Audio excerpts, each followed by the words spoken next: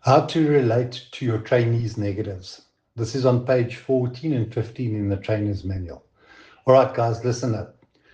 One thing I want you to understand up front, the most people in this business are not the people with the least negatives. They're the people who have had the most negatives and worked through them. So if you're feeling stuck, frustrated, or unsure right now, that doesn't mean something's wrong.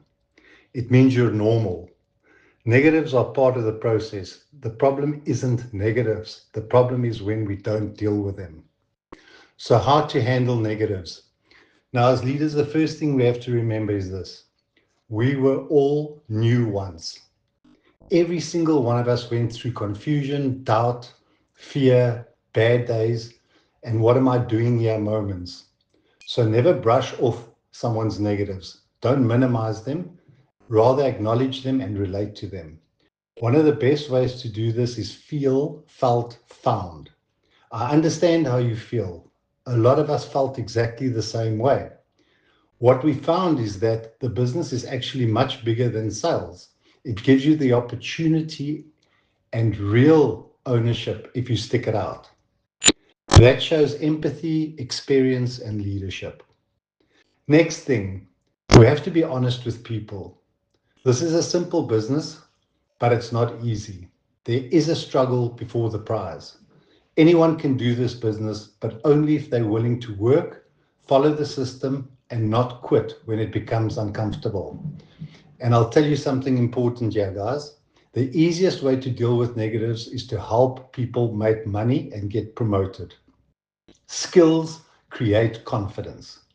Confidence kills negatives. So train properly, retrain if you have to, don't shortcut the process. Now let's talk about daily leadership. You've got to stay close to your people. Distance creates doubt. Break down their day with them. Look at their drop sheet. Show them exactly what's holding them back. Not emotionally, but practically. Ask questions. Show interest. Let them know you actually care about their progress. And don't try and do this alone. Use your upline. Use the owner when needed. Use the CDs and audios, especially owner stories. They work. The system is there to support you. Just use it. Now, specific negatives and how to handle them. Let's hit some common negatives quickly. In the field negatives, people get discouraged by no's, but every no is one step closer to a yes. That's just the law of averages. If someone's struggling, check the basics. Is their pitch solid? Can they handle objections? Are they actually putting the numbers in? Fix the skill and not the person. Second one, family negatives are big. That's why we use tools and not opinions. Facebook, high flyers, pre-ownership meetings, CDs, DVDs, and the ODP. Tools explain things without emotion. Another negative, payout negatives. They usually come from confusion. Make sure your people understand exactly how they get paid. Check validations, walk them through their payout and use the process. Then show them this. A few more drops or a slightly better success rate changes everything. Also, warn people early if goals aren't being hit. Surprises create negativity.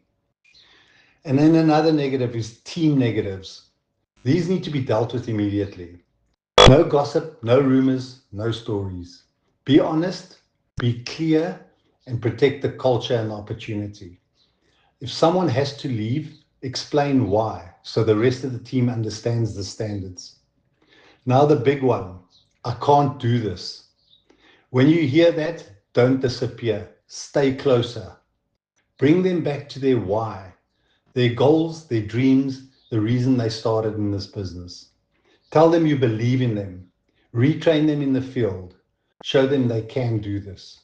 And don't be afraid to share your own struggles. People don't need perfect leaders, they need real ones. Leaders are dealers in hope. So let me close with this. Negatives are part of the journey. Quitting is the only real failure. If you stick to the system, stay coachable, and don't quit, you can succeed.